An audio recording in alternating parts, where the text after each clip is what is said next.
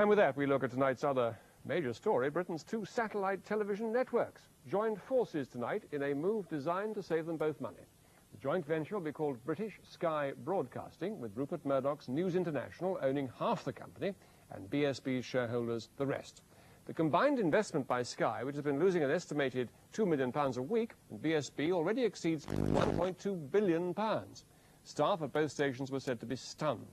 Sky's 4-channel service and BSB's 5 will eventually be merged into a new 5-channel network. Our media correspondent Nick Hyam now reports. The launch of Rupert Murdoch's Sky Television in February 1989 began one of the bloodiest and most expensive battles in recent corporate history, as first Sky and then its rival hemorrhaged red ink. Keeping Sky's 4-channel service aloft and broadcasting was costing its parent company, News International, £100 million a year. British satellite broadcasting was costing even more. Its 5-channel service went on air last April, expecting to spend at least £1.3 billion before breaking even.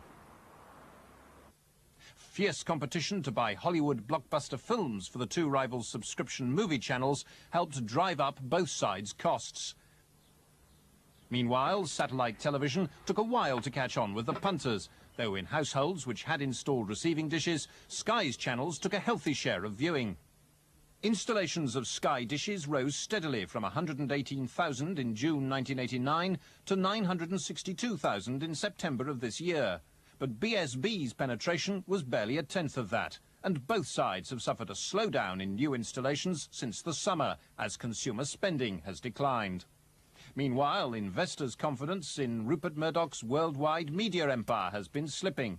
Last month, he merged 4 Australian newspapers into 2, part of cuts intended to help pay interest charges on debts of £5 billion. Details of the new arrangement were still under negotiation tonight, but there are likely to be job losses at BSB, and there'll be a new company, British Sky Broadcasting, half-owned by each side. It'll broadcast 5 channels, for the time being on both satellites. There'll be 2 film channels, and Sky's admired news service is expected to survive, though the high cost of covering the Gulf crisis contributed to Sky's losses. The merged venture strengthens the prospects for satellite television, but it also increases Rupert Murdoch's dominance of the British media. Tonight, the two sides said they were confident they could win the battle for viewers with ITV and the BBC, rather than fighting each other in a battle it was becoming clear neither could win.